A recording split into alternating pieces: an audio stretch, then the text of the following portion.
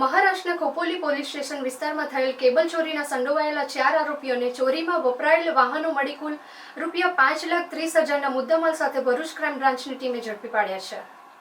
ભરૂચ જિલ્લા પોલીસ અધિક્ષક મયુર ચાવડાએ ભરૂચ જિલ્લામાં મિલકત સંબંધી ગુનાઓ બનતા અટકાવવા તેમજ વણશોધાયેલા ગુનાઓ શોધી કાઢવા અસરકારક અને પરિણામલક્ષી કામગીરી કરવામાં આપેલ સૂચનાના આધારે એલસીબીના પોલીસ ઇન્સ્પેક્ટર એમબી વાળાએ એલસીબીના પોલીસ અધિકારી કર્મચારીઓને જરૂરી માર્ગદર્શન આપેલ, જે અન્વયે પીએસઆઈ આર.કે. ટોરાણીની ટીમ અંકલેશ્વર વિસ્તારમાં પેટ્રોલિંગમાં હતી.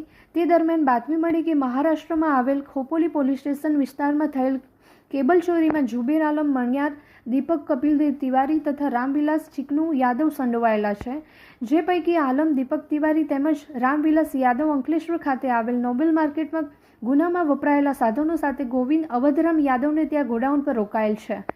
જે બાતમીના આધારે નોબેલ માર્કેટમાં એલસીબીની ટીમ ધસી જઈ ગોવિંદ યાદવ ગોડાઉન પર જઈ તપાસ કરતા ગોડાઉન પર 4 ઇસમ એમએચ પાર્સિંગની એક બાઇક તથા બોલેરો પિકઅપ સાથે ઝડપાઈ ગયા હતા. તેઓની પૂછપરછ કરતા આરોપીઓ ભાંગી પડેલ અને ગુનાની કબૂલાત કરે છે.